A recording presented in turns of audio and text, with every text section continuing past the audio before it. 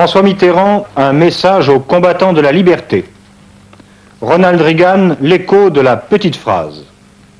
Anvers, un nouveau Copernic. Médecine, implantation d'une pompe à insuline.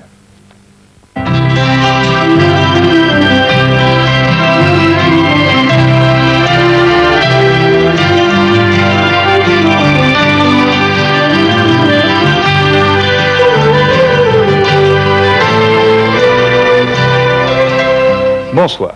Après-demain, ce sera le grand rendez-vous du nord et du sud de la planète, l'ouverture d'un dialogue entre pays riches et pays pauvres réunis durant 2 jours à Cancún, une cité balnéaire mexicaine. Le président français est déjà arrivé au Mexique pour préparer ce sommet. Il a prononcé un discours aujourd'hui sur la place de la Révolution à Mexico. François Mitterrand a lancé un message destiné, dit-il, à tous les combattants de la liberté. Salut aux humiliés, aux émigrés, aux exilés sur leur propre terre qui veulent vivre et vivre libre. De son séjour à Mexico, le président français s'est entretenu avec son homologue José López Portillo. Paris et Mexico abordent le sommet de Cancún avec la même volonté d'un nouvel ordre économique international. De musique des mariachis, bien sûr. Accueil enthousiaste et coloré aussi, aujourd'hui place de la République. Dans un concert de crécelles, des milliers de Mexicains ont écouté le message au tiers-monde du président Mitterrand. Ici, la population est particulièrement concernée par le dialogue entre pays riches et pauvres. Plus de 50% de Mexicains sont réduits au chômage, 15% sous-alimentés. François Mitterrand leur a lancé un message d'espoir. Le discours du chef de l'État a pris toute sa portée politique 2 jours avant la conférence de Cancún. Appel aux droits des peuples à disposer d'eux-mêmes dans cette région du monde où s'affrontent les intérêts Est-Ouest. Appel au respect des droits de l'homme. Enfin, rappel de la position en faveur du tiers-monde. Il ne peut y avoir de stabilité politique sans justice sociale. La paix du monde ne repose pas seulement sur un équilibre stratégique Est-Ouest, mais aussi sur un équilibre des richesses entre pays Nord et Sud. C'est ce que dira François Mitterrand à Cancún. De Mexico, Joël Lazare, Soir 3.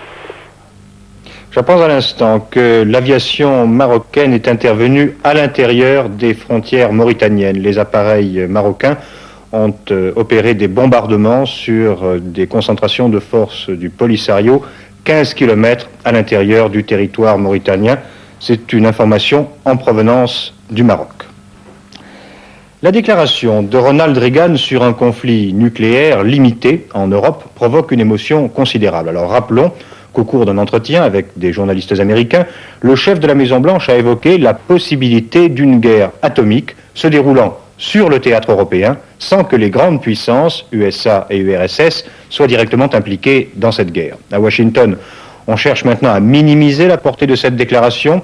On rappelle que les États-Unis sont en Europe pour démontrer qu'ils n'abandonneront pas l'Europe. Et on affirme que ces propos de Ronald Reagan ne constituent pas un élément nouveau. Le commentaire du ministre français des Relations extérieures... C'est la théorie de la riposte flexible, expression curieuse, utilisée par les stratèges.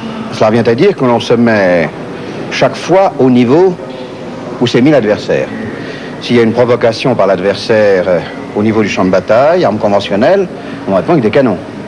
S'il y a une provocation par l'adversaire sur le champ de bataille au niveau des petites armes nucléaires, on répond à ce niveau.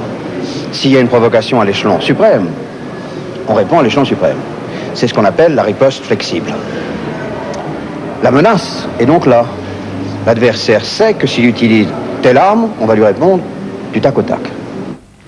C'est en Allemagne fédérale que la réaction a été la plus vive, alors que le président américain voulait sans doute démontrer la nécessité d'une présence nucléaire en Europe. Sa déclaration n'a fait que stimuler les ardeurs du courant pacifiste. Cette déclaration du président Reagan est perçue ici comme une gaffe susceptible d'amener encore plus de confusion dans un débat sur la sécurité qui oppose le gouvernement Schmitt aux pacifistes. Les Allemands savaient en effet que leur territoire était et reste un champ de bataille potentiel entre l'Est et l'Ouest. Jusqu'alors, ils le croyaient exclusivement conventionnel dans le cadre d'une riposte graduée bien connue des stratèges. Qu'ils deviennent nucléaires par la grâce du président Reagan les indigne plutôt, avant peut-être de les paniquer plus encore.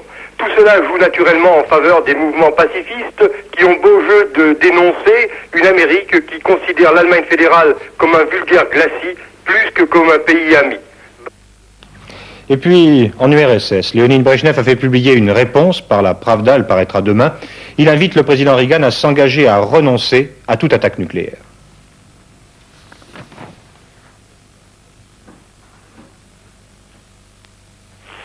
C'est Léonid Brejnev lui-même qui a répondu aux déclarations du président Reagan selon lesquelles l'URSS pense pouvoir gagner une éventuelle guerre nucléaire. Essayer de vaincre dans la course aux armements, compter sur la victoire dans une guerre nucléaire, c'est une folie périlleuse, a déclaré le président soviétique dans une interview qui sera publiée demain dans la Pravda. Parallèlement, le président Brejnev a mis le chef de la Maison-Blanche en demeure de dire clairement qu'il rejette l'idée d'une attaque nucléaire. Mais pour Moscou, l'important c'est surtout la réaction extrêmement négative que la déclaration de Ronald Reagan sur une guerre tactique limitée à l'Europe a provoqué en Occident. Le Kremlin cherche depuis longtemps une brèche dans l'Alliance Atlantique et la Maison-Blanche vient de lui offrir l'occasion inespérée d'obtenir des pays ouest-européens une condamnation unanime de la politique américaine. André Birukov, AFP pour Soir 3. Pour analyser ces propos du président américain, notre invité de ce soir, le général Gallois. Alors, mon général, quel est le type de scénario décrit en une petite phrase rapide par le président Reagan? Non-utilisation des armes stratégiques et utilisation des armes de théâtre sur le sol européen. Il fait allusion à un fait nouveau, à savoir que les armes dites de théâtre, c'est-à-dire de moyenne et de courte portée, sont devenues suffisamment précises pour ne transporter que des ogives nucléaires de faible puissance. Si bien qu'il devient concevable qu'un conflit se déroule à l'initiative d'un ou de l'autre des deux partis. Évidemment, les démocraties ne prendront jamais pareille initiative, et je ne crois pas d'ailleurs que les soviétiques la prennent jamais, enfin c'est une hypothèse d'école. Un conflit pourrait se dérouler qui aurait pour objectif une agression par surprise sur le dispositif classique adverse. Et cela sans que les pertes civiles soient considérables, sans pertes civiles pratiquement, et en ne détruisant que les armements statiques au stationnement là où ils se trouvent.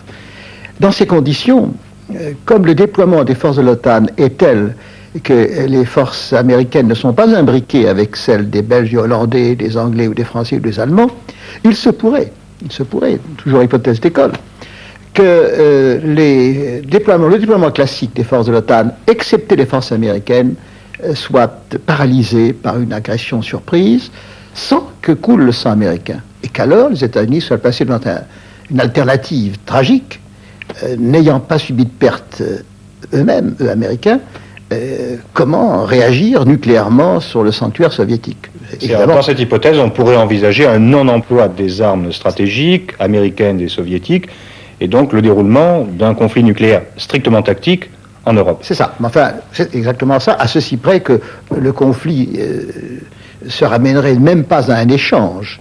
La notion de réponse flexible qui a été évoquée tout à l'heure est complètement dépassée par les armes d'aujourd'hui. C'était une conception qui a 20 ans de retard. Maintenant, par rapport à l'évolution de la technologie des armements, il suffirait d'une agression qui durerait quelques minutes, probablement, pour paralyser le dispositif adverse. Celui qui frappe le premier l'emporte.